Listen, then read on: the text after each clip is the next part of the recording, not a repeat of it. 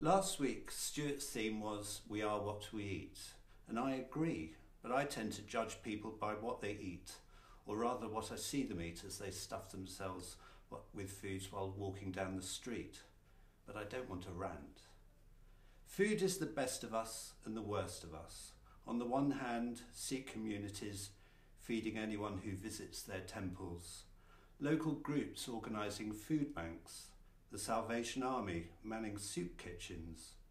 On the other, the obscenity of besieging Syrian cities to starve them into surrender, or our own middle-class obsession with foods out of season and the vulgarity of conspicuous consumption.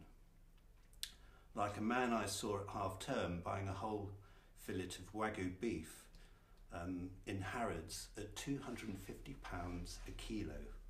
But I don't want to rant. We have such a complex relationship with food. Was it some echo of a Puritan past or the consequence of post-war rationing that for some it's almost a sin to enjoy food? It's fuel, it's a chore, it's a process to hurry through before getting on with our lives. For others, they swap bland food for the bright lights and bovine grazing habits of a KFC or Greggs, with casual indifference to what they put in their mouths.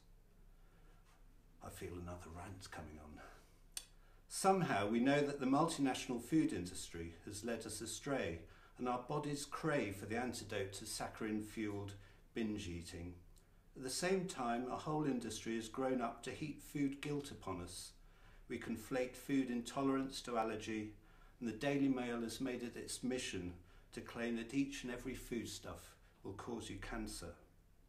Even within Cumbria, we live a suburban life within the orbit of the Big Six. We know less and less about food, but claim expertise in the latest diets and food fads. We don't know cuts of beef or how to draw a chicken, but hang on every word of the latest celebrity chef. Sometimes I feel I talk a different language. I was discussing salad options with Tom the other day, and he asked, which proteins did I want to include in the salads? I'm sorry, but I thought we were talking about food. Too many people talk of food as a process. Dave and I went to see an ingredients manufacturer the other day. After the grand tour, they sat us down and talked about process and ways to increase profit by substituting meat in our sausage roll with a starch-based expanding foam.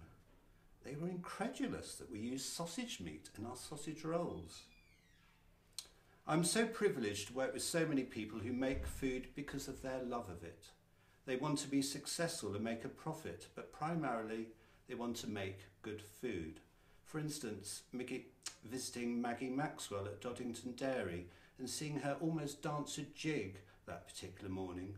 The milk was coming from the parlour, thick and warm, golden and creamy. That day was going to be a good day. I agree absolutely with Stuart that food is about relationships. The sheer fun of talking to Dom about what cake we could make with the spent cherries in the bottom of Jason's beer vat. The glint in Jim Hodges' eyes as he thinks of another topping he can create for his daughter's new pies, and his obvious pride in his daughter's achievements. And of course, Patrick Moore, who will be talking to us next week. Looking like an escapee from a chain gang, he is a man who, without fanfare or showmanship, makes real bread, the most sublime stollen. Food is a conversation, a free-flowing art form. Making food is a club that anyone can join. Food is like the best jazz. One takes a recipe from a guru, the Blessed Delia perhaps, works it, takes inspiration from it, makes it your own, then pass it on to the next in the group. As I've said before, my mother is alive to me whenever I use her recipes. What will my children remember me by? My chocolate or lemon scones, baked rice pudding flavoured by lemon or bay, pie in a plate, or pancakes on a Sunday. Who knows?